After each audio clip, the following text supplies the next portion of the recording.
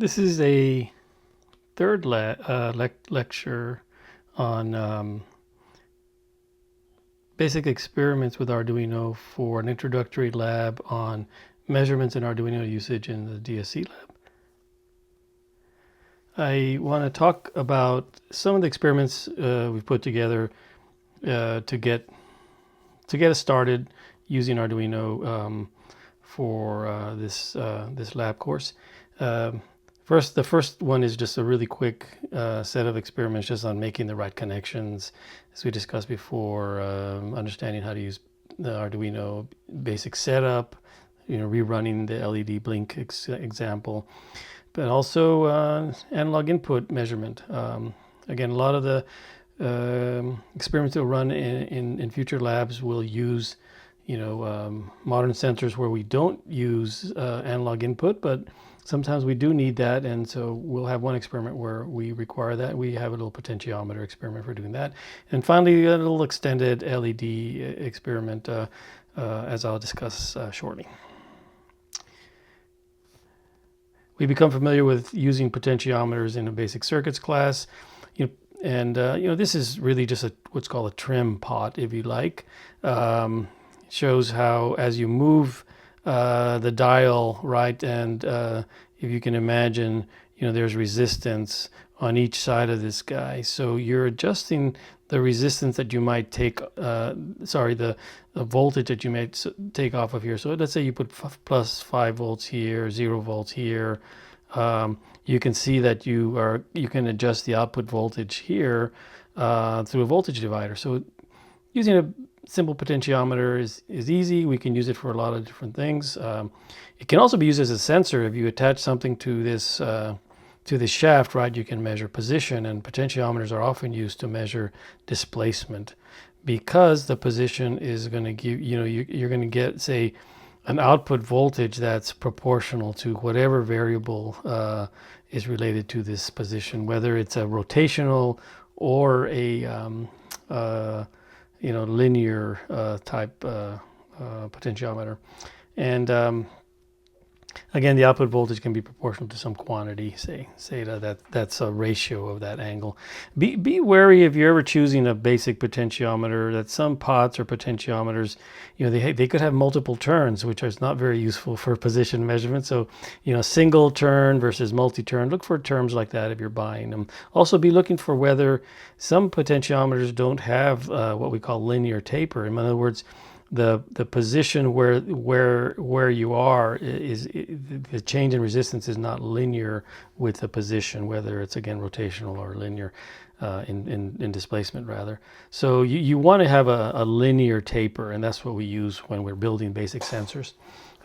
Some of the nonlinear taper type potentiometers are really used more for adjusting volumes or for communications purposes and so on, not necessarily for measurements. Another experiment we're going to look at is, and so that's one of the first experiments is using a potentiometer.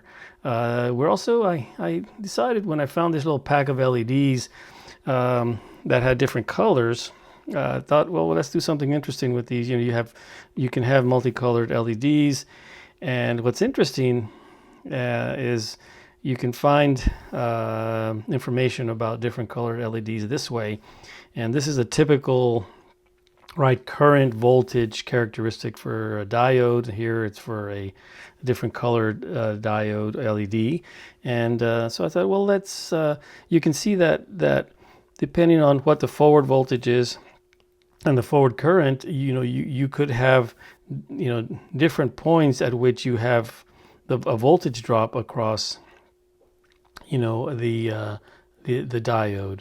So the diode is nothing more than a resistor, right? And you're going to learn this you learn this in circuits, but also in systems. Anything that has a voltage versus a current is a basic resistor. So in this case, right, it just happens to look something like this. In this case, I'm drawing it voltage versus current this way, right? So it's just a nonlinear resistor. It just happens that it only operates in this first quadrant, right? If you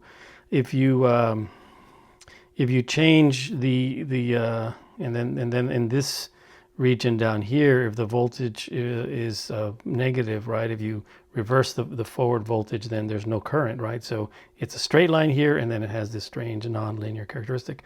So it's just a resistor, right? So actually you'd model it in a bond graph, with something like that, and the voltage versus current would just have a nonlinear, what we call constitutive relation.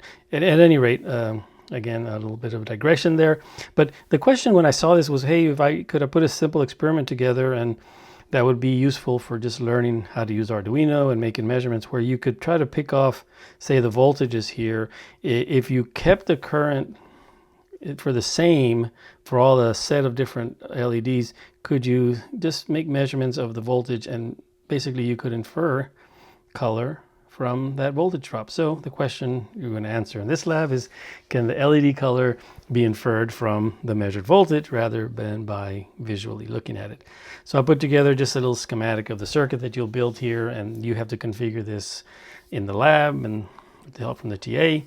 The idea is, again, with Arduino, making practice measurements with Arduinos, is you can measure voltages. So you can measure voltage 1 and voltage 2.